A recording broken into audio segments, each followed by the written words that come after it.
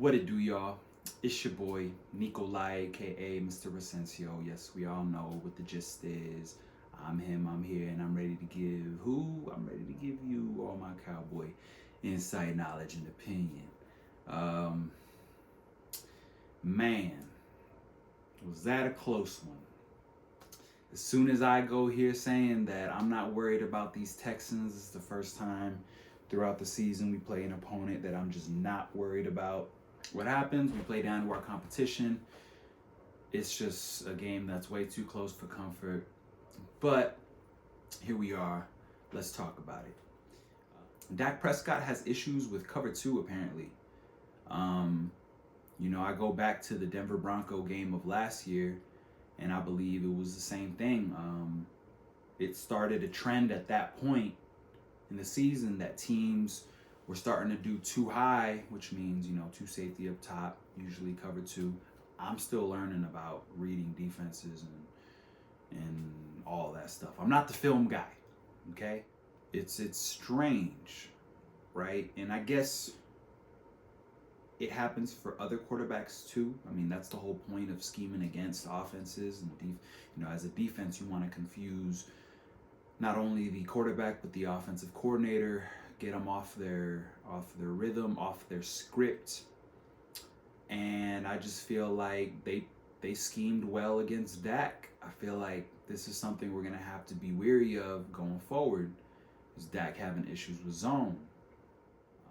Outside of that one drive, game-winning drive, our offensive line was somewhat struggling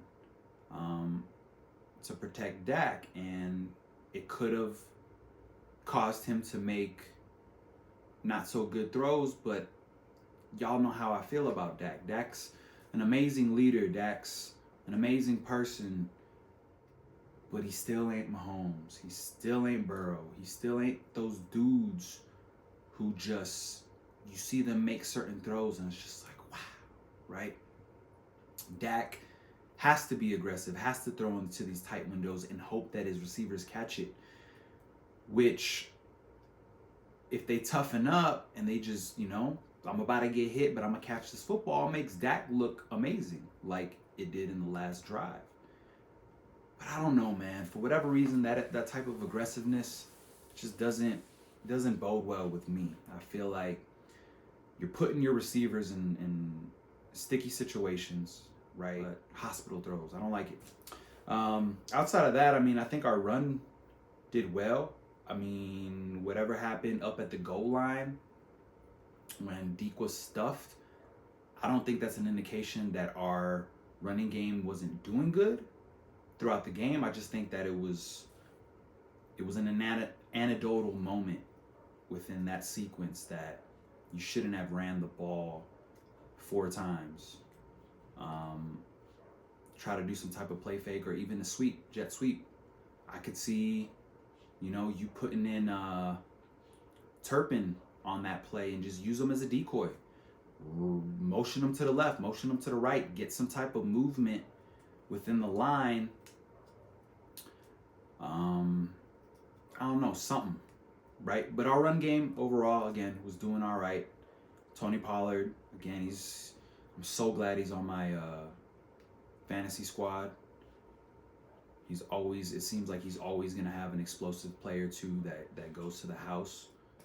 Receiver wise, Noah Brown definitely showed up. CeeDee Lamb, they kind of, I don't know if they bottled him up or if Moore was just having trouble in getting him involved. We can shit on Moore all we want. What was he thinking? What's going on? Come on, you have CeeDee Lamb. Give him the ball. Like, y'all have to understand with the ebbs and flows of these games, you just can't always do what's expected. You gotta go with however the script happens to be playing out. So I can't really say that, it was Kellen Moore's fault for not getting CeeDee Lamb involved. And we have so many offensive weapons. We're not going to be able to make everybody happy, okay? Obviously, we struggled on offense generally, but again, I got to give credit to Dak for that final drive. I mean, he again, a lot of hospital throws.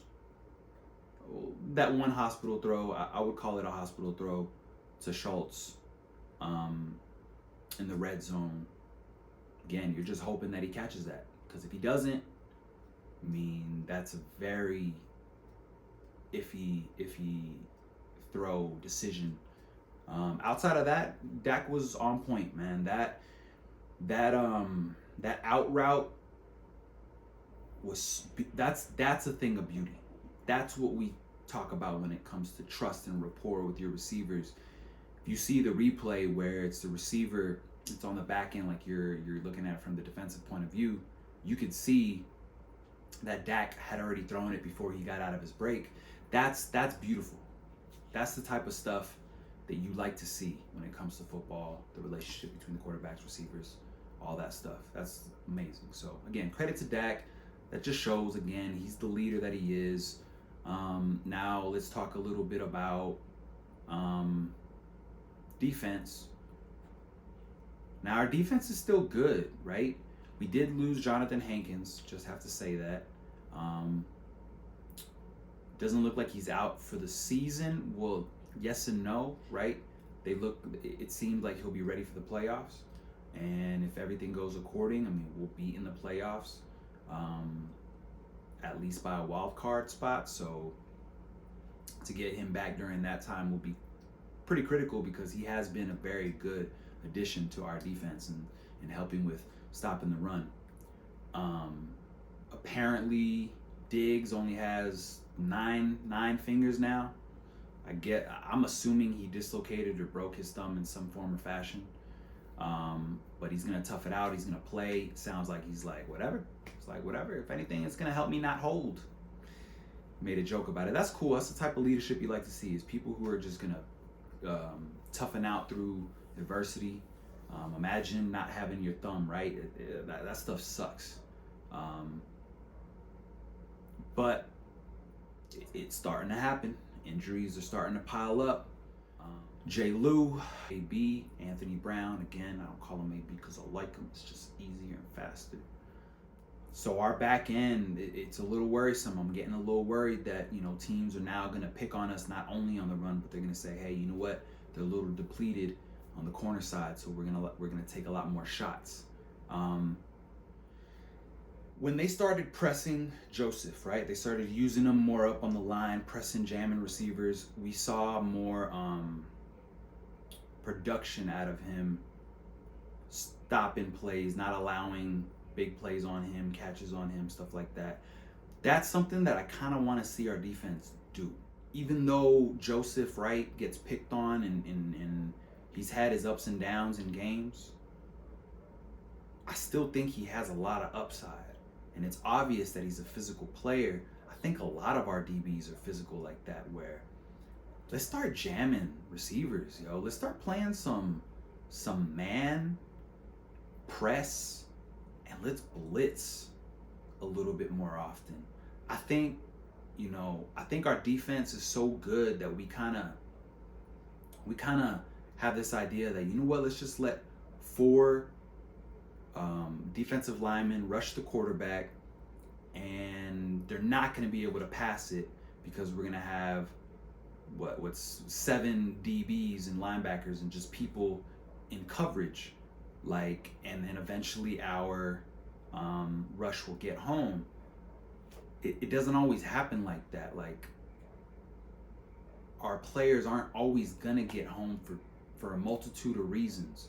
Again, maybe they're dealing with injuries. Michael Parsons just doesn't seem to be Michael Parsons right now. I just feel like we are that good of a defense too still, that we can kind of be high risk, high reward. You know what I mean? You know what? Let's press, let's play man, and let's send somebody in there to blitz. And I guarantee you, maybe there'll be a big play here or not, but I guarantee you we will not only get home more often, but we will get more turnovers. We will have more 3 and outs, because it's kind of like on the switch side when an offense starts fast and they just keep playing tempo, like hurry up offense. It's kind of like the same thing. It's like You know, when you play man press, especially if you get home on the blitz, right? You can keep going with that, and you could play this kind of fast ball on defense where it's like a lot of bad things on their offense is happening, where it's like, oh no, we're getting too carried away. Now we're 20 yards back because both blitz plays that they just had got home, we got sacked. You know what I'm saying? Like, that's just philosophy that I kind of have, that I'm not a film guy, but I'm wondering if we could implement that a little bit more, and maybe that'll help. We got turnovers over this game, but it was more because, you know, they fumbled, things of that nature. It wasn't great defensive stop at the goal line. I mean, in years past, I don't think we make those plays. You know what I mean? So definitely we have the guys and we have the mindset to be able to play this style of football, right? But that's really my take on defense. Talked about offense, talked about defense, special teams.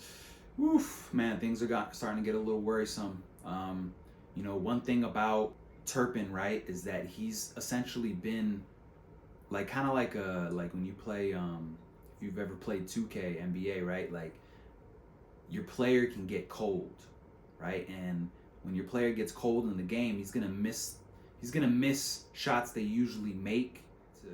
I think Turpin's cold. He hasn't had the confidence building type of plays because they haven't been kicking it to him, or they haven't been giving him great looks.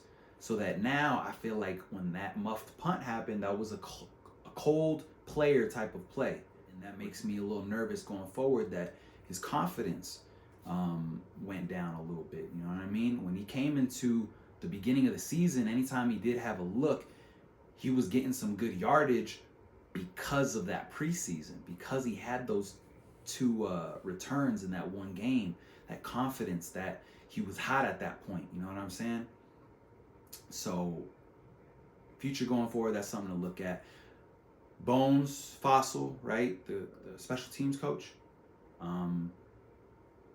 We still haven't done any faking, so that's something to pay attention to. I don't know if we'll do it at the end of the season. I don't know if we want to show any looks like that, but definitely we'll be having. I feel like we'll be seeing something in the postseason in regards to that. Haven't been able to get home on these blocks. We've kind of gotten used to having a block or two every other game. But it's cool. It is what it is. I mean, again, it's the NFL. We can't expect for us to be just demolishing teams. This ain't college.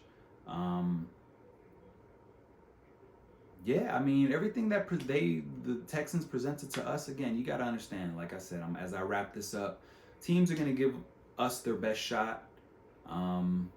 Teams hate the Cowboys. That's just how it is. Like, they hate them because they either love them so much that they didn't draft them, or just because of the fact that no matter what they do, the Cowboys are always being talked about. So it's like, again, it's that natural hate towards them.